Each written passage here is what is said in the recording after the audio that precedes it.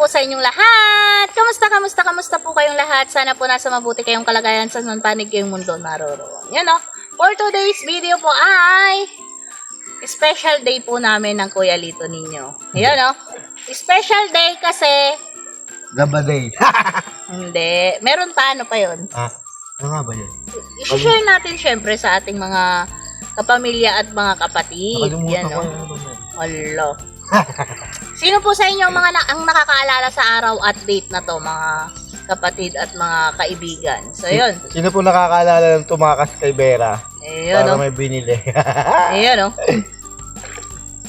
Yun po, special days po ngayon kasi anniversary po namin ni Vera po sa kasal. Ayun. Ilang taon na tayo? Nakasal? 2 years yun. Ayun, no? Pero ilang taon na tayo? Kahapon, ngayon po ay February 17, anniversary po namin ng kasal. 2 years na po kaming kasal. Syempre, shout out sa Family Ka Business na sila ang tumulong para makaikasal kami. Opo. At syempre, sa Panginoon na maraming salamat sa Panginoon. Syempre, nakasal kami ng inyong lingkod na si Kuya Lito. Opo. At syempre, kahapon po ay anniversary rin namin. Yun po yung talagang yung anniversary po naming dalawa na naging kami. Opo. So, yun. Kahapon po ay February 16. Ilang years na tayo? Ilang years? 9 years na po kami ni Kuya Lito. Opo. So, yun. Thank you Lord dahil nagtagal po kami ng ganon. Sana mas mahaba pa. Maging triplet or quadruplets pa yung taon na nalampasan namin. Opo. Siyempre, salamat sa mga taong kumulong sa amin at maraming salamat sa lahat ng pumayo sa amin kung bakit kami nagtagal ng ganito ng inyong Kuya Lito. So, yon, special day po namin pero nandito po kami ngayon sa ilog. Yes, maglalaba day po ako. Opo. Kami ni Kuya Lito at magbababad daw po si Kuya Lito. Kahit po kami walang pang date ngayon ay dito na lang po namin ilalaan yung oras namin sa ilog kasi tulad nga po ng sinabi ko, gipit po tayo ngayon sa pera kaya yon, dito po kami ngayon sa ilog ng inyong lingkod. Syempre, pipiliting maging or gagawing maging masaya itong araw na to kasi nga special day po sa amin at maraming salamat po sa nag-advance ng mga bumate. Yon, maraming salamat po. May mga nakita po ako sa messenger ko na nag-advance pong bumate. Maraming salamat po at hindi nyo po nalimutan yung special po na araw namin ng Kuya Lito. Opo. At maraming salamat po sa mga babati pa lang. Baka po pwede maglambing. Pa-comment naman po ng happy anniversary dyan. Yun, no? So, yun. Dito po kami gugugol ng oras sa ilog ngayon. Magbababad po kami. At syempre, sinama ko na yung mga labahin namin para hindi po sayang yung oras namin. Ito pong labahin na to ay 3 po kami. Kaming mag-asawa at syempre yung kay nanay. Opo. Isasama na po natin lagi yung paglaba. Yung kay nanay kasi para hindi na siya maglaba. Mag-isa na lang naman po ni nanay. So yan, ano pa yung gusto mong sabihin? Thank you din po pala sa mga laging sumusuporta sa amin, laging nagpapaalala kung nalilate yung upload namin. At syempre, sa mga nag-share, maraming salamat po. Nakikita po namin yung mga share nyo lagi. At thank you dahil nandyan po kayo lagi para sa aming mag-asawa. At sa mga nagpipray po na sana mapaayos yung buhay namin dito at sana maging okay daw, maging stable kami rito sa probinsya ay maraming salamat po sa tulong at awa ng ating Ama. Sana nga po ay mangyari ang lahat ng ating pinapanalangin. So, yun.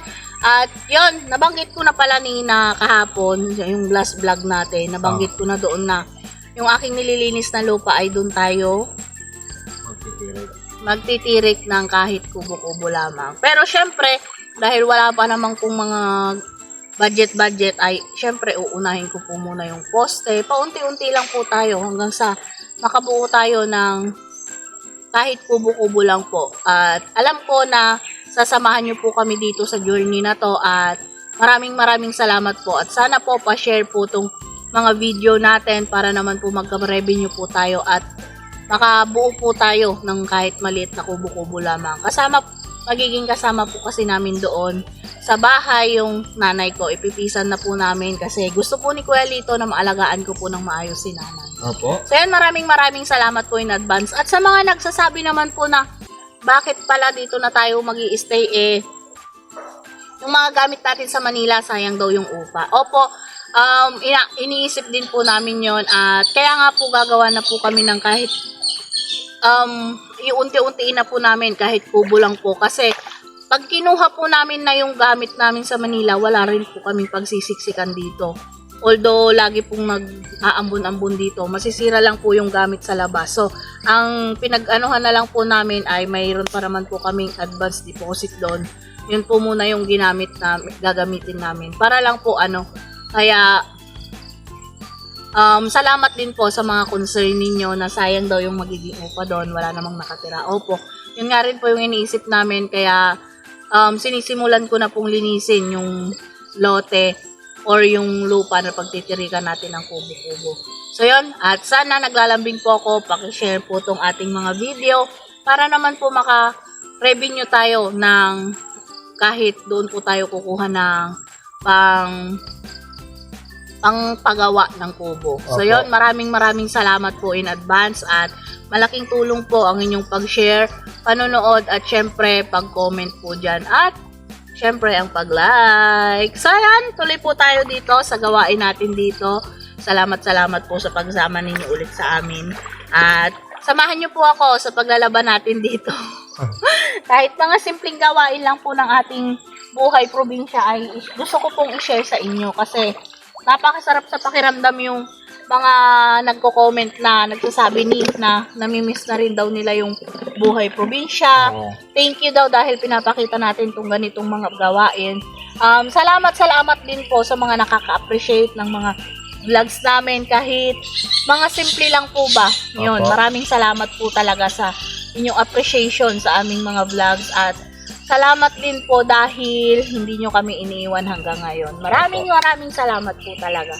So yun, magpapatuloy lang po ako. Ibababad ko po muna dahil maglalaba po ako. Yun o.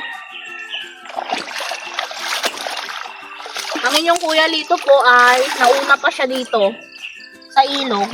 Opo. Nire-ready ko pa lang po yung mga labahin ko. Ay, nandito na po siya. Tapos sabi niya sa akin, ang tagal ko daw. Tagal ko daw pumunta. Kuya Lito nyo talaga.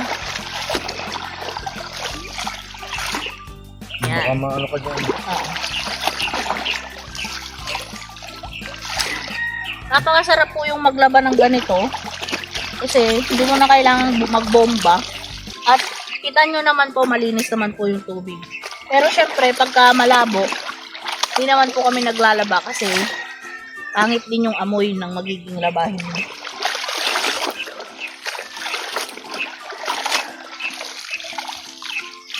Yan.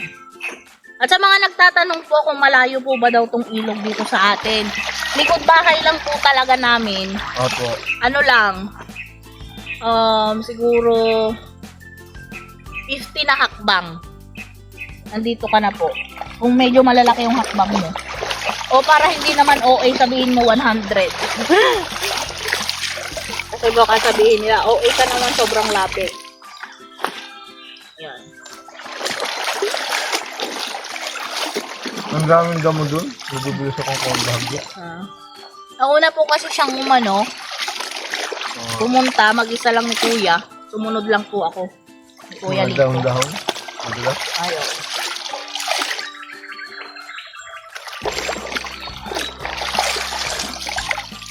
Narinig mo yung sigaw ko kanina? Hindi.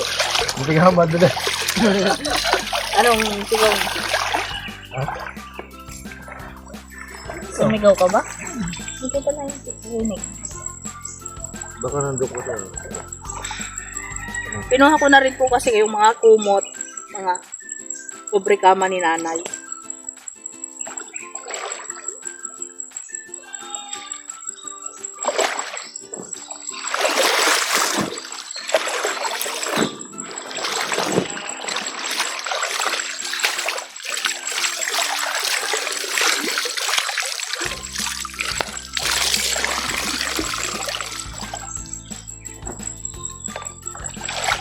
Si Kuya Lito po ay laging pagka nainitan, laging nag-aaya dito. Minsan po, hindi ko na lang naiba-vlog. Nung nakaraan, nagbabad din po siya rito.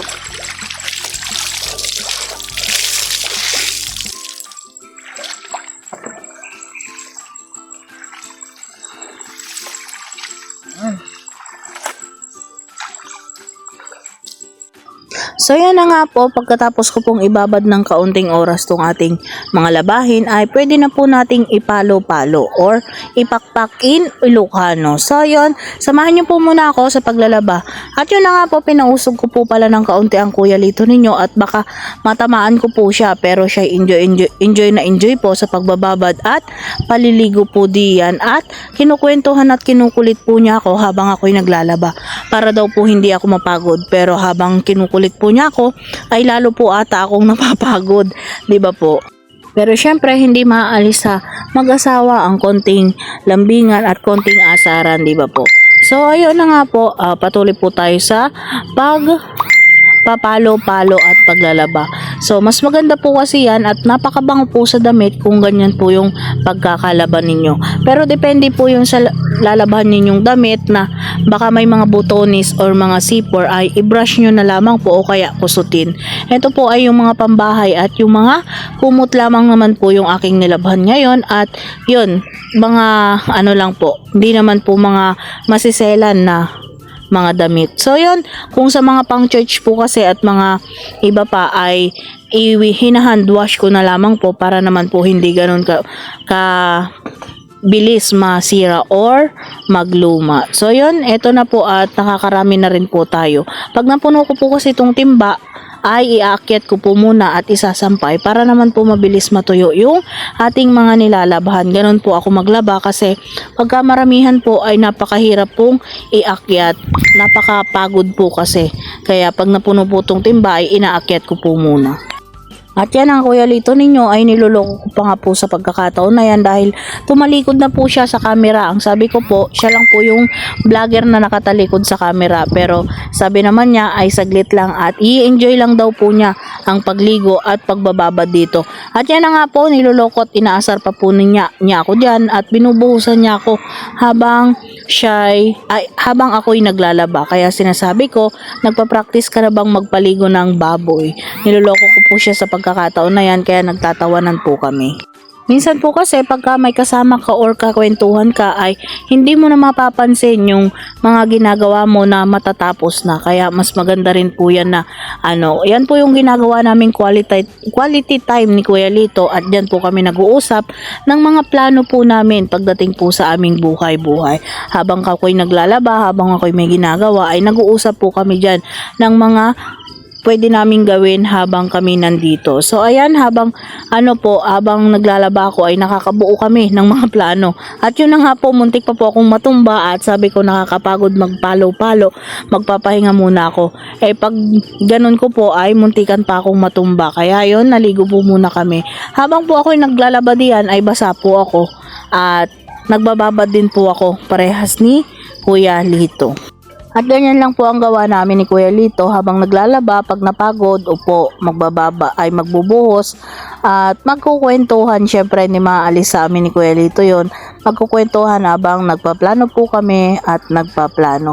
So yun, di naman po masamang magplano at yun nga po, mas maganda yung may plano para naman may guide kayo pagdating sa inyong buhay-buhay.